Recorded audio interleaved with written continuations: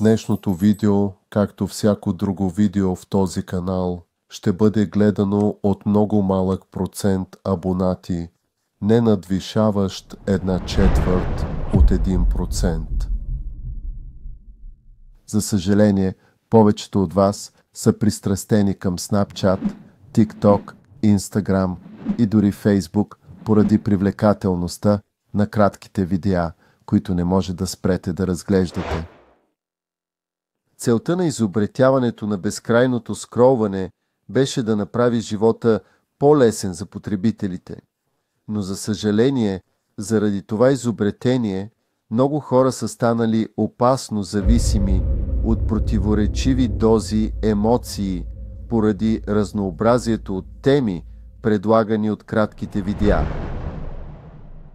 Американецът Аза Раскин, изобретателят на тази функция, съжалява за своето опасно изобретение и се извини на човечеството. Заради опасността на неговото изобретение, то беше наречено интернет барут.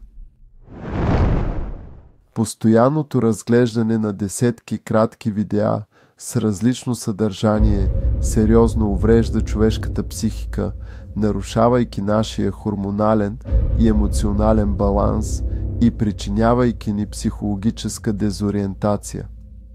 Това може да ни обърка и да ни кара да не сме сигурни дали сме щастливи или тъжни, оптимисти или песимисти, отпуснати или уморени. Ако губите часове всеки ден, гледайки кратки видеоклипове с различно съдържание, наистина сте в сериозна ситуация и за съжаление животът ви няма да се подобри. Съветвам те да се дисциплинираш, като се въздържаш от гледане на къси видеа за дълго време на различни теми. Ако това решение е трудно за вас в момента, съветвам ви да намалите щетите, като съкратите времето за гледане и се фокусирате върху една тема на сесия, като гледате видеа от определен канал.